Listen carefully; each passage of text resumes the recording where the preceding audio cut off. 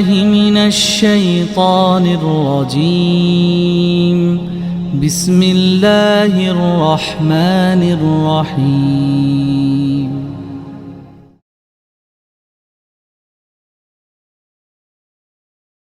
Al-Quran adalah firman Allah. Bahkan karena Al-Quran manusia keluar ya minadz-dzulumati ilan nur, dari kegelapan menuju cahaya. Para ilmuwan yang penasaran tentang ilmunya, dia akan menggali banyak tentang Al-Quran. Dan akhirnya Al-Quran ditemukan keagungan, kebenaran, kemuliaannya oleh para ilmuwan yang bukan muslim. Masya Allah, ya kan? Karena bukan muslim yang menemukannya, orang yang bukan muslim tidak bisa menepis temuan itu.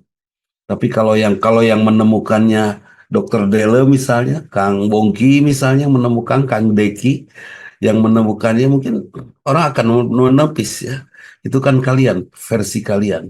Tapi karena yang menemukannya bukan Pak Maman Sujana, tapi orang yang menemukannya orang yang bukan Islam, maka kebenarannya sudah tidak bisa dipungkiri lagi.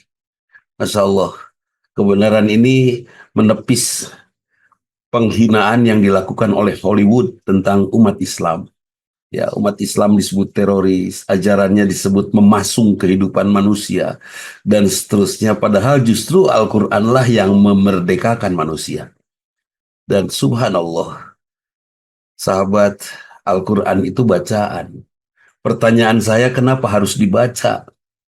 Ya tentu ada sesuatu yang akan bermanfaat. Terus Al-Quran itu firman Allah. Dan Allah itu akbar. Allah itu la ilaha illallah, tidak ada lagi selain Allah. Dan itu maha besar. Pertanyaannya, mungkinkah Allah yang maha besar memfirmankan sesuatu yang kaleng-kaleng? Sesuatu yang sia-sia? Sesuatu yang tidak ada gunanya? Masya Allah.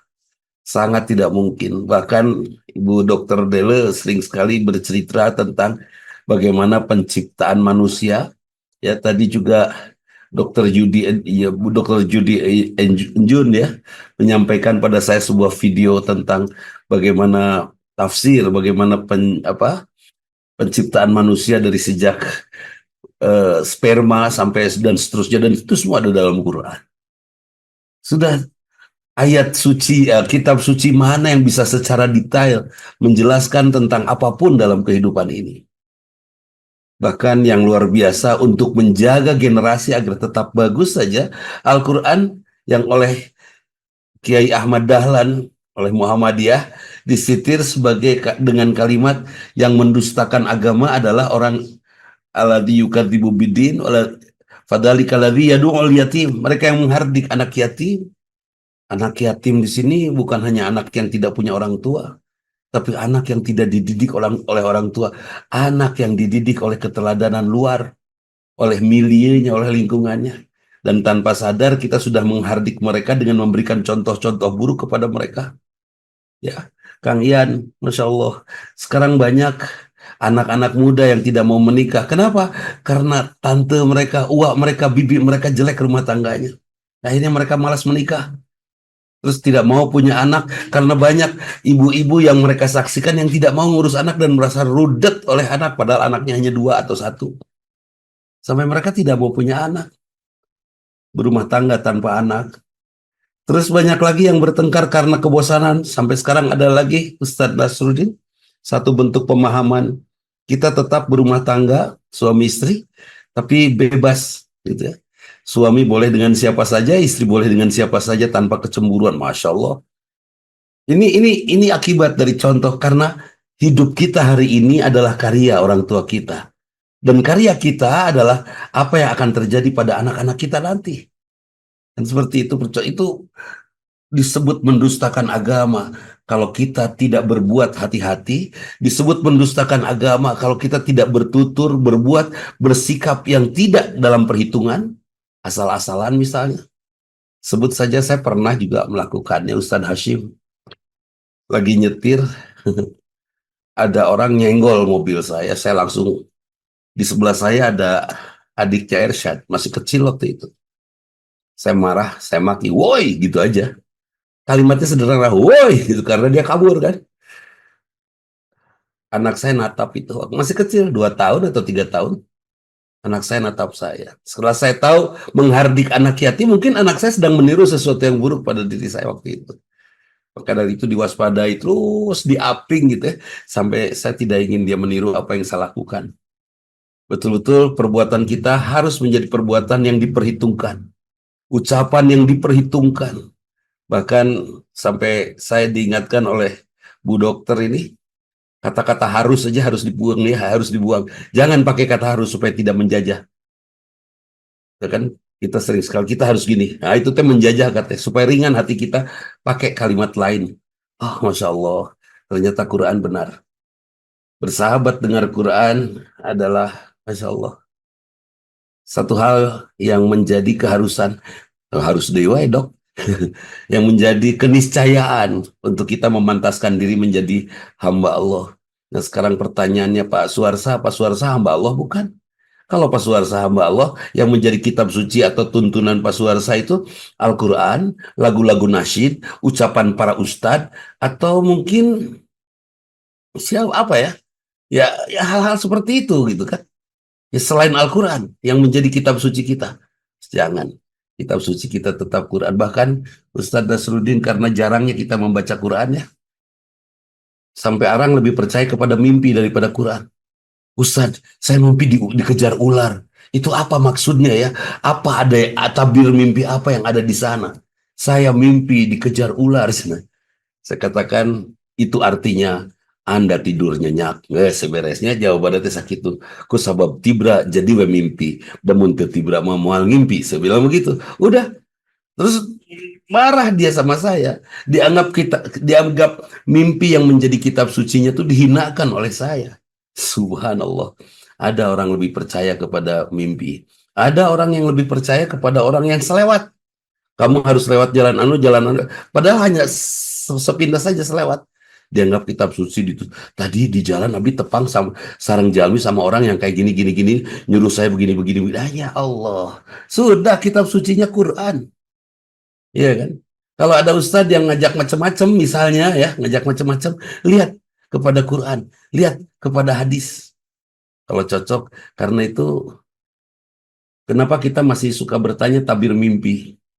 Ustaz di rumah banyak banyak kelabang kunaonnya. Saya bilang lembab meureun. Ah nggak lembab Ustaz, rumah saya bersih. Ah lembab beres ane sapukeun keluarkan sudah beres toh. Ah dia kelabang itu dijadikan kitab suci, pedoman, petunjuk gitu kan. Ya Allah, itu kenapa?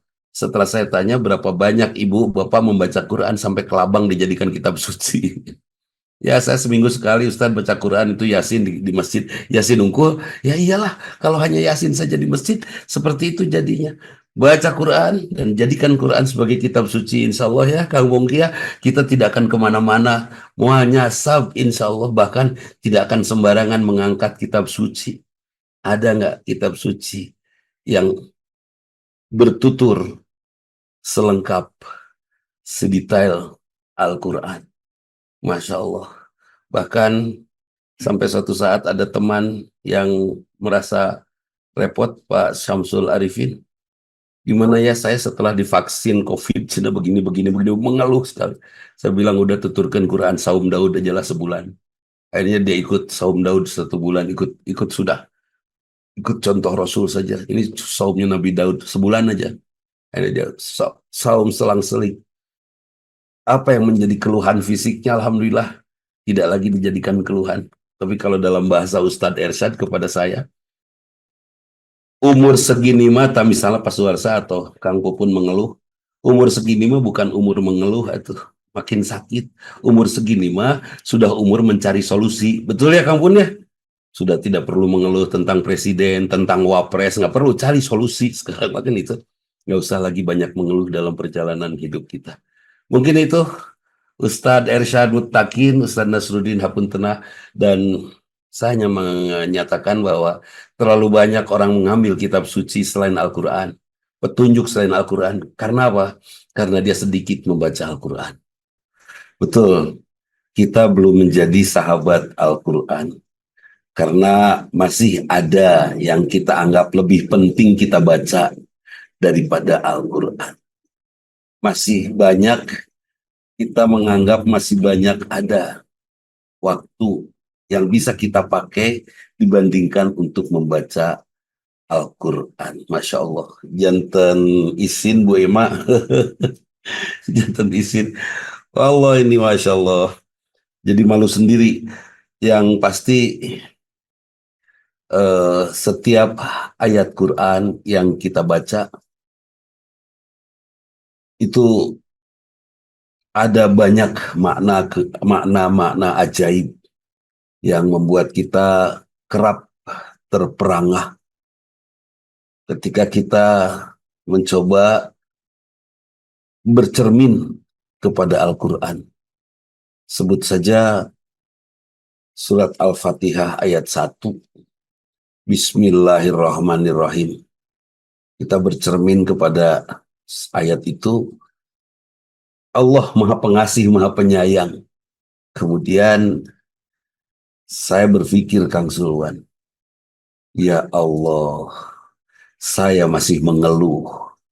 Saya masih saja belum bisa untuk menerima takdir Allah yang Allah berikan atas dasar kasih sayang Allah. Masih saja ada sesuatu yang gitu tah.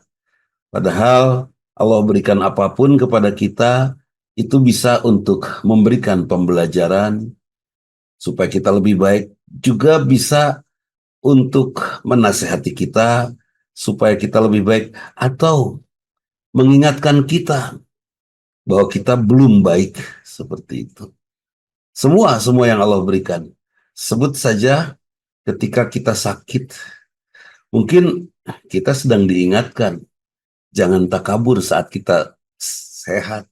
Karena sehat ada batasnya. Batasnya sakit. Dan kita ingat bagaimana Fir'aun yang tidak pernah sakit, sombong dia sampai dia mengatakan dirinya sebagai Tuhan. Masya Allah. Alhamdulillah kita dikasih sakit. Mungkin juga mengingatkan agar kita tidak terlalu sombong pada diri sendiri, kata. Atau mengingatkan jauh lebih dalam lagi. Diri kita bukan milik kita, tapi sepenuhnya milik Allah. Seperti itu. Nah, kemudian kenapa itu harus ke dokter berobat? Ya, Allah berikan ilmunya, ilmu kedokteran supaya kita memanfaatkannya. Kan gitu ya. Bukan angkat kanu pinter. Mereka mana?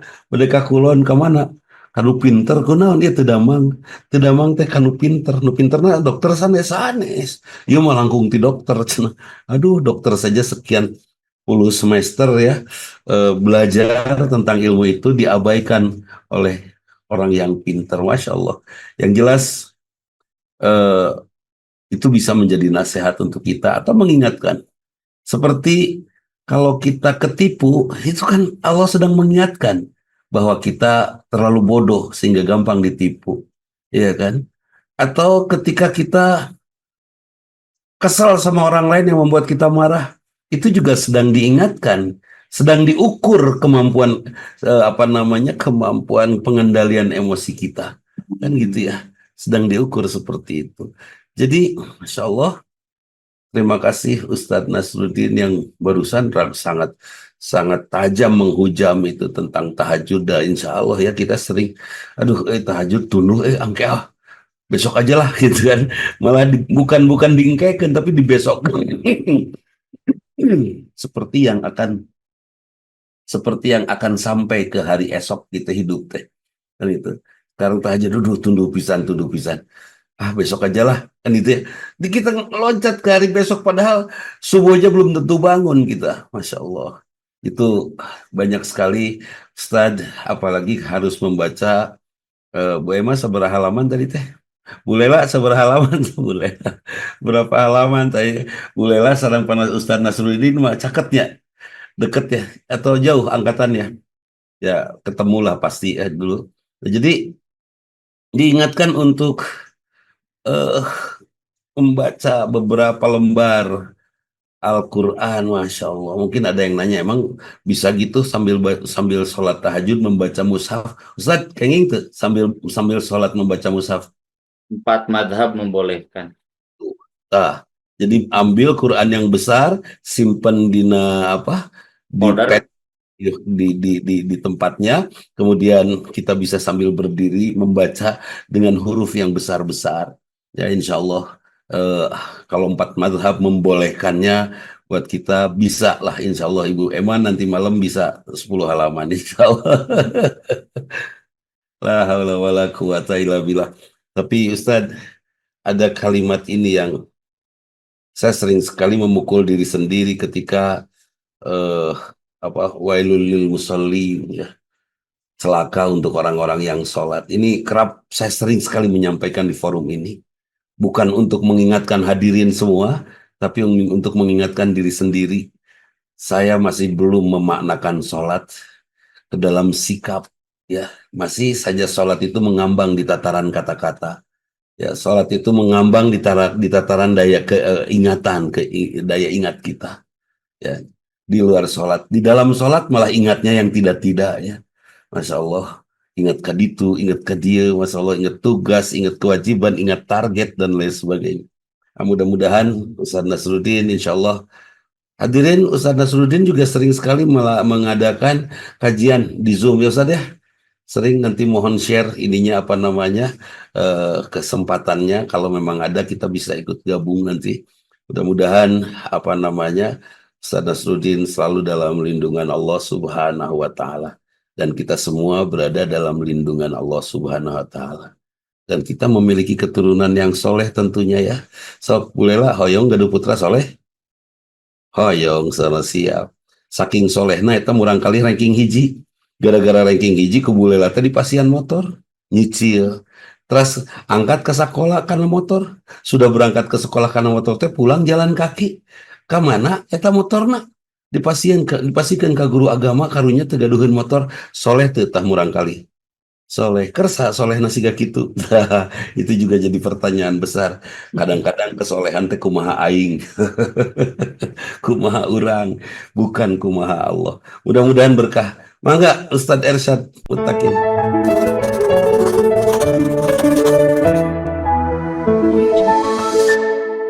أعوذ بالله من الشيطان الرجيم بسم الله الرحمن الرحيم